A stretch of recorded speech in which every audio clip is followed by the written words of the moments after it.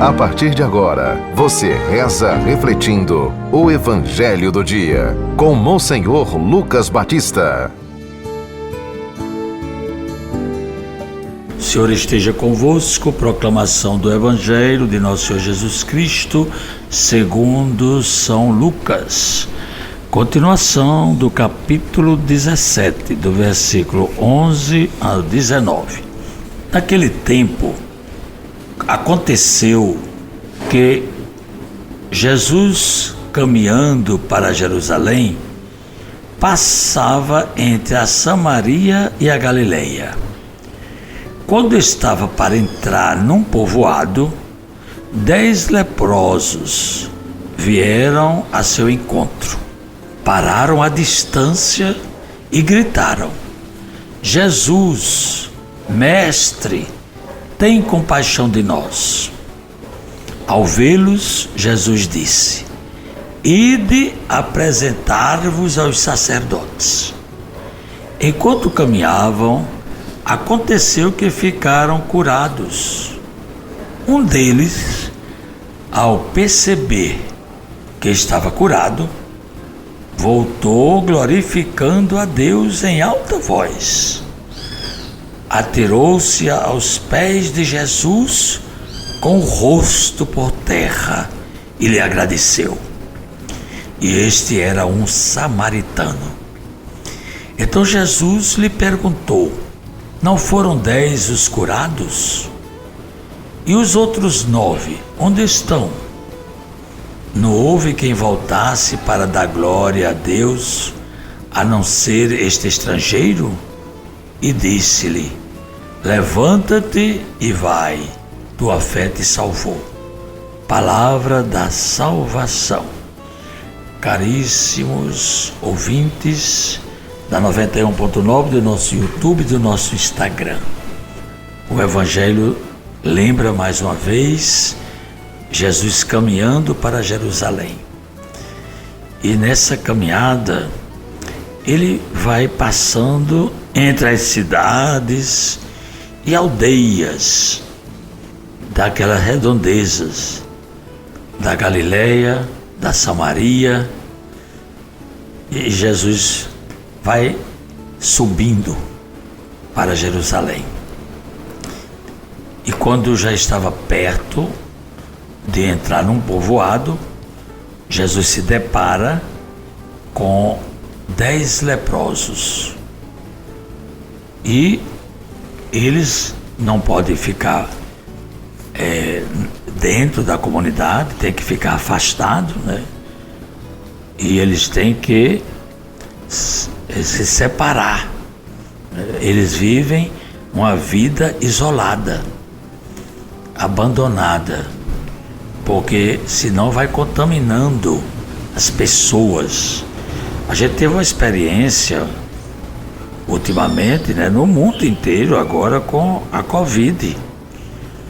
Muitas famílias se separaram para poder se livrar, não é, do vírus e não contaminar os outros. Eu me lembro de imagens de pais, de avós que ficavam nas portas com os vidros falando à distância, com acenos, não é? Ou então pelos vídeos dos celulares. Era uma forma de se comunicar, mas não podia se aproximar. E diz um autor antigo, né, que sendo os 10 leprosos, 9 eram israelitas ingratos. O forasteiro, porém, de origem samaritana, tornou atrás para agradecer pelo que a gente ouviu no Evangelho de hoje. Um deles, quando viu que tinha ficado limpo, voltou atrás, glorificando a Deus em alta voz. Então veja aqui uma lição que nós percebemos. Eram 10, 9, não é? 9 eram israelitas. E o autor aqui que eu li disse que eram ingratos, porque justamente não reconheceu, né, a presença do Messias. É tanto que quando os leprosos gritaram: Jesus, mestre, esse Jesus quer dizer Salvador, não é? Salva, ele veio para isso, para curar, para limpar os leprosos. Está tudo na Bíblia, no Antigo Testamento.